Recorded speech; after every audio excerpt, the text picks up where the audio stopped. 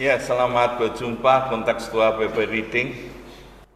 Kita sampai Hagai pasal 2. Ya, kita baca Dalam bulan yang ke-7 pada tanggal 21 bulan itu datanglah firman Tuhan dengan perantaraan Nabi Hagai bunyinya, katakanlah kepada Zerubabel bin Shealtiel bupati Yehuda dan kepada Yosua bin Yosadak imam besar dan kepada selebihnya dari bangsa itu. Demikian, masih adakah di antara kamu yang adalah melihat rumah ini dalam kemegahannya semula? Bagaimanakah kamu lihat keadaannya sekarang? Bukankah keadaannya di matamu seperti kata airnya? Tapi sekarang kuatkanlah hatimu, hai Zerubabel, demikianlah firman Tuhan. Kuatkanlah hatimu, hai Yosua bin Yosadak, imam besar. Kuatkanlah hatimu, hai segala rakyat negeri. Demikianlah firman Tuhan. Bekerjalah, sebab aku ini menyertai kamu, demikianlah firman Tuhan semesta alam. Sesuai dengan janji yang telah kuikat dengan kamu pada waktu kamu keluar dari Mesir. Dan rohku tetap tinggal di tengah-tengahmu. Janganlah takut, sebab beginilah firman Tuhan semesta alam. Sedikit waktu lagi, maka aku akan mengguncangkan langit dan bumi, laut dan darat.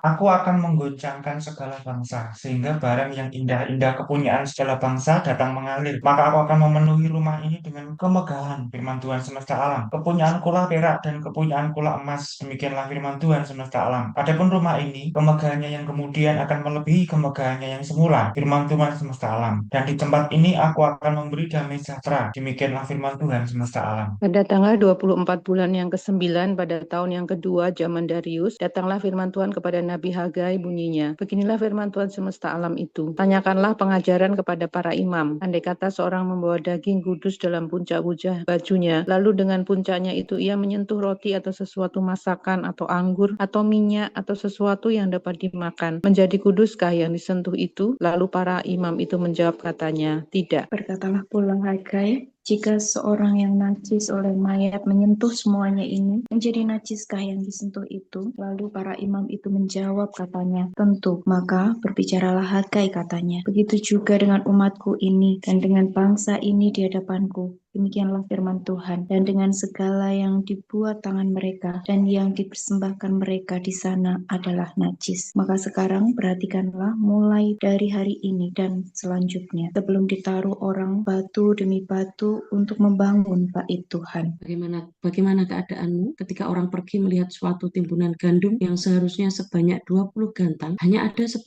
dan ketika orang pergi ke tempat pemerasan anggur untuk mencedok 50 takar, hanya ada 20. Aku telah memukul kamu dengan hama dan penyakit gandum dan segala yang dibuat tanganmu dengan hujan batu. Namun kamu tidak berbalik kepadaku, demikianlah firman Tuhan. Perhatikanlah mulai dari hari ini dan selanjutnya, mulai dari hari yang ke-24 bulan ke-9, mulai dari hari diletakkannya dasar bait Tuhan, perhatikanlah. Apakah benih masih tinggal tersimpan dalam lumbung, dan apakah pohon anggur dan pohon ara, pohon delima dan pohon zaitun belum berbuah?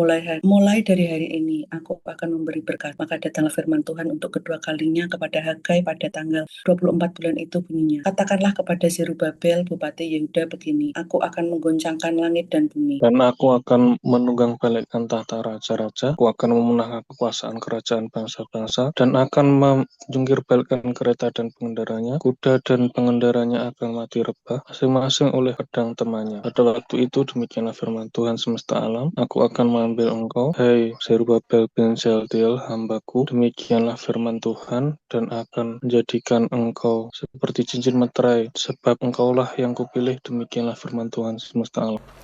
Ya, terima kasih. Ini kitab Hagai pasal 1 dan pasal 2 saja. Kita bisa melihat bagaimana Allah berfirman melalui Nabi Hagai. Di pasal 1 dijelaskan pada bulan ke-6 pada hari pertama bulan itu dalam pemerintahan Raja Darius yang kedua. Ya, pesannya jelas, jadi naiklah ke gunung, bawalah kayu untuk membangun kembali rumah itu. Aku akan berkenan kepadanya dan menyatakan kemuliaanku. Lalu Tuhan memberi semangat bangsa ini untuk membangun. Itu pada bulan ke-6 hari pertama.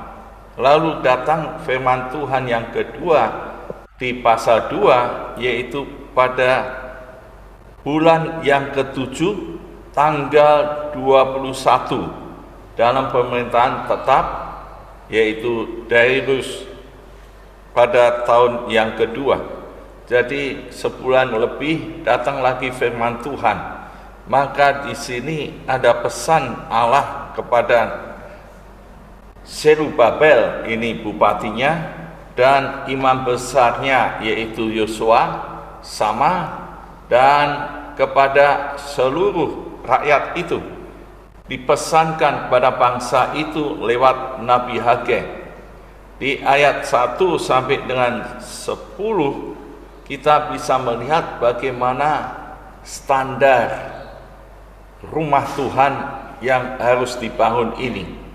Yang tampak di sini yaitu kemegahannya melebihi rumah Tuhan yang pertama waktu dibangun oleh Salomo. Jadi rumah ini dengan sungguh-sungguh sangat megah. Ya, kemegahannya melebihi yang lalu. Dan dikatakan oleh Nabi Hagai, apakah ada yang pernah melihat, pernah melihat kemegahan rumah Tuhan waktu itu? Dan bagaimana keadaan sekarang ini yang ada di ayat yang keempat? Bukankah matamu melihat ini seperti tidak ada artinya? Ya, tidak ada artinya kalau menjadi mangkrak, pembangunan rumah Tuhan itu berhenti. Maka pesan Tuhan kepada Zerubabel, Yosua imam besar, dan selebihnya rakyat itu, pesannya kuatkanlah hatimu. Berulang kali katakan kuatkanlah hatimu, kuatkanlah hatimu. Dan yang di ayat 5, bekerjalah. Jadi hati dikuatkan dengan iman teguh, lalu action, ambil eksekusi, action. Ini langkah untuk membangun rumah Tuhan yang lebih megah. Apa yang menjadi kendala kalau di dalam pembangunan rumah Tuhan? Seringkali kalau kita lihat di mana saja selalu yang berpikir mana dananya, mana materialnya, bahan-bahannya, dan SDM-nya. Ini bangunan rumah Tuhan, gereja-gereja Tuhan seringkali di dalam mengadakan pembangunan rohani umatnya, seringkali justru yang dipikirkan cari dana, bagaimana mendapatkan dana, bagaimana kesulitannya, karena keadaan waktu itu jelas keadaan yang alami. Bangsa ini ekonominya sedang tidak baik-baik saja, inflasi, banyak tekanan, tidak dapat dana dari Darius, dipotong. Ini dana-dananya dipotong. Akhirnya seringkali bergumul, berpikir bagaimana maju atau tidak, maju atau tidak. Tapi kita melihat dari sisi Tuhan, bagaimana pembangunan rumah Tuhan miliknya Tuhan. Kita sebagai hamba-hambanya seperti Yosua imam besar dan Zerubabel bupati dan umat Tuhan, apa yang harus dikerjakan? Yang pertama, kuatkan hatimu, beriman pada Tuhan, lalu bertindak, action. Kenapa berani beriman pada Tuhan dan kenapa melangkah dulu? Ya, saya punya pengalaman dengan Pak Padi waktu bangun Gerbus. Ya, dana belum cair, ini pembangunan harus berjalan. Waktu itu Pak Padi katakan, gimana Pak T? Saya katakan, sudah Pak, jalan saja, bangun, nanti Tuhan menyediakan. Ya, Tuhan menyediakan. Dan saya yakin itu karena ada dasarnya, yaitu di Hagai 2 ini Tuhan katakan, kuatkan dan bekerjalah. Kenapa Tuhan katakan itu di ayat 6, sesuai dengan janji yang telah kuikat dengan kamu pada waktu keluar dari Mesir, dan rohku tetap tinggal di tengah-tengahmu. Jangan takut, maju bersama Tuhan, karena ini milik Tuhan, karena ini rumah Tuhan, karena pembangunan rohani rumah Tuhan. Gereja seringkali sibuk untuk mencari dana, tidak mengandalkan Tuhan. Maka Tuhan katakan, sebab rohku tinggal di tengah-tengah kamu, sebab beginilah firman Tuhan, sedikit waktu lagi aku akan mengguncangkan langit dan bumi, laut dan darat. Aku akan mengguncangkan segala bangsa, sehingga barang yang indah-indah kepunyaan segala bangsa datang mengalir. Maka aku akan memenuhi rumah ini dengan kemegahannya. Tuhan mengirim barang-barang yang indah dari segala bangsa untuk memenuhi kemegahan rumah Tuhan, bahkan melebihi dari yang dibangun Salomo. Kita sudah melihat bagaimana bait Allah yang dibangun Salomo begitu megah, berapa banyak emas dan perak, tapi ini Tuhan janjikan lebih megah. Kenapa berani bertindak? Karena Tuhan menyediakan, karena Tuhan yang menggerakkan bangsa-bangsa, kirim barang-barang yang indah. Ya, ini janji Tuhan. Barang itu mengalir, dan itu cara Tuhan, ya, bukan cara manusia. Kita seringkali dengan kekuatan sendiri, tapi justru oleh Roh Tuhan ada kekuatan. Oleh Roh-Mu Tuhan, di Zakaria pasal 4, bukan oleh kekuatan kita.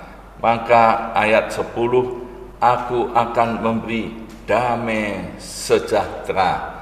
Ya, di dalam mengerjakan pembangunan rumah Tuhan ada damai sejahtera. Ada damai sejahtera. Disitulah rumah Allah penuh dengan kemuliaan dan penuh dengan damai sejahtera. Ayat 11 sampai 15 diberi ilustrasi. Kalau ada seorang pembawa daging kudus, apakah ya nanti itu menjadi kuduskah yang disentuhnya? Para imam katakan tidak. Kalau ada orang najis oleh mayat menyentuh semuanya ini, menjadi najiskah semua itu? Tidak, ya gitu.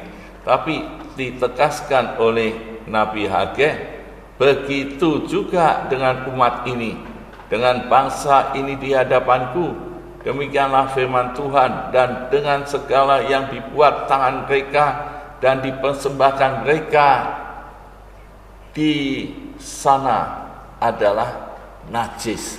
Jadi diingatkan oleh Nabi Hagai, di dalam membangun rumah Tuhan jangan ada yang najis. Ya, seringkali apa yang dikerjakan oleh pekerja-pekerja di dalam pembangunan rumah Tuhan, ada orang-orang yang najis. Ini diingatkan, pembangunan bait suci terancam bisa gagal karena ikutnya orang-orang najis. Ya, maka kalau kita melihat di dalam pelayanan pembangunan tubuh Kristus di Efesus 4, ada rasul-rasul, ada penginjil-penginjil, gembala-gembala, ada pengajar-pengajar, nabi-nabi. Ini orang-orang kudus yang dipakai Tuhan melengkapkan pembangunan tubuh Kristus. Di dalam jemaat Tuhan perlu ada seleksi, bukan orang-orang yang najis.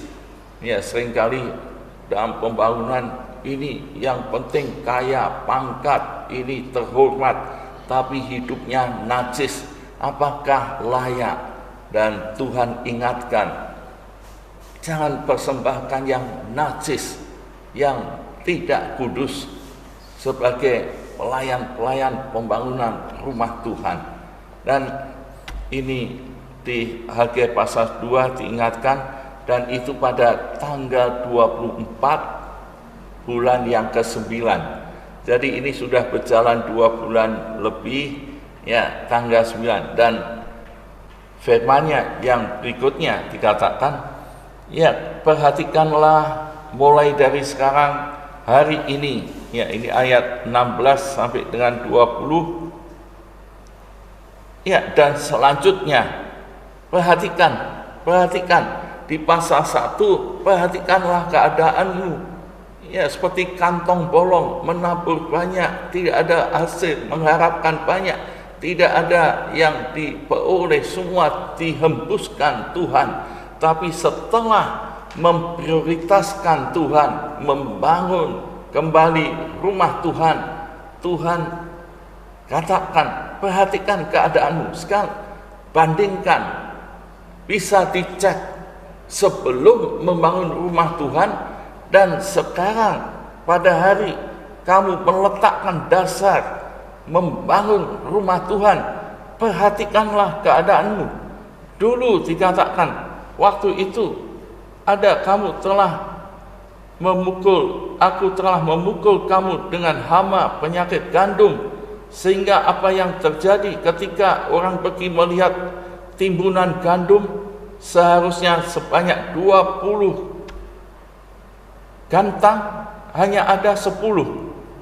Ya, pemerasan anggur 50 takar, hanya ada 20. Berarti merosot, ya, minus. Tapi sekarang coba lihat, setelah bangun rumah Tuhan pada hari pertama, dan dikatakan di ayat yang ke-19, dan selanjutnya mulai dari hari yang ke-24 bulan 9 ini, lihat selanjutnya apa yang terjadi. Memprioritaskan Tuhan, mencari kerajaan Allah dan kebenarannya lebih dahulu, Tuhan akan menambahkan. Selanjutnya apa yang terjadi? Ayat 20, apakah benih masih tinggal tersimpan dalam lumbung? Apakah pohon anggur dan pohon ara, pohon delima dan pohon zaitun belum berbuah? Mulai dari hari ini aku akan memberi berkat. Ini janji Tuhan, bisa dibuktikan secara faktual, realitas. Begitu orang itu mengutamakan Tuhan, apa faktanya? Hari ini Tuhan memberi berkat.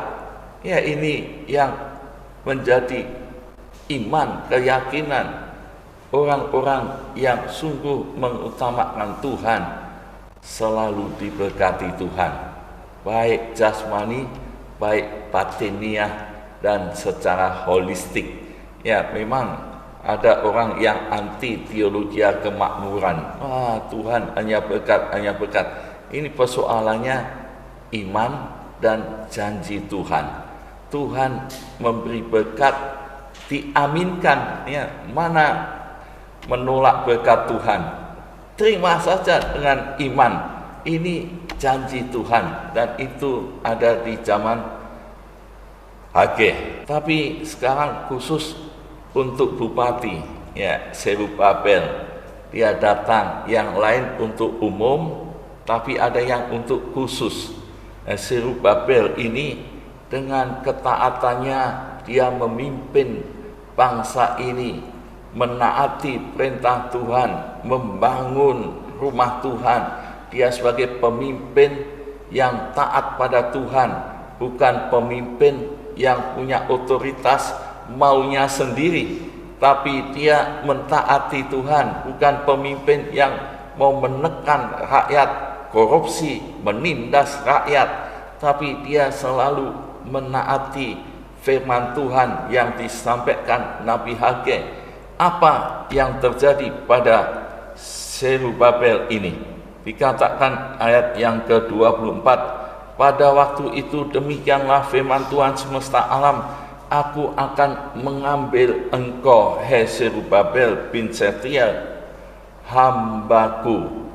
Mengambil engkau, Zerubabel, menjadi hambaku, sebab dikatakan, engkaulah yang kupilih. Demikian firman Tuhan. Jadi Zerubabel dipilih Tuhan menjadi hambaku. Ada tokoh-tokoh yang di masa sebelumnya kita bisa lihat, yaitu Musa hambaku, Daud hambaku, dan di sini katakan Zerubabel hambaku. Ini satu panggilan yang istimewa, jadi hamba Tuhan. Ya, saudara, seringkali kita menganggap remeh dan seringkali menghindar. Saya tidak mau jadi hamba Tuhan. Tapi lihat, ini istimewa, panggilan Tuhan dan ketetapan Tuhan menjadi hambaku itu mulia.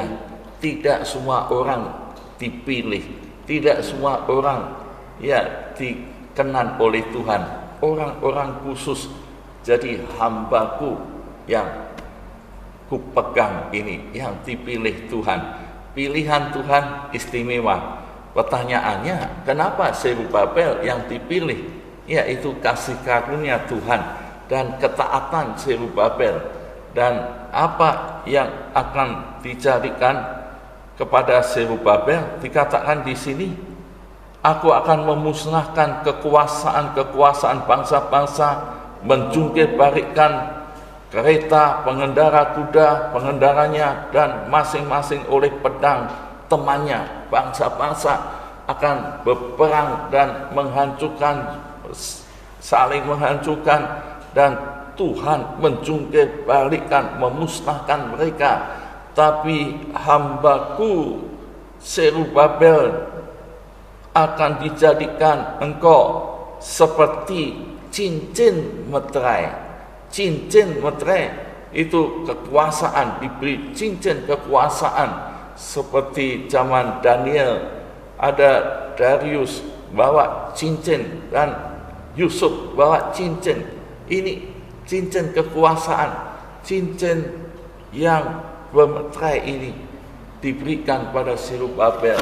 Ada kekuasaan dan kemuliaan, dan ini menjadi berkat khusus bagi Zerubabel. Dan kita bisa melihat kitab Hagai, yaitu orang-orang yang mengutamakan Tuhan dalam hidup ini dan melakukan perintahnya, orang-orang yang diberkati Tuhan.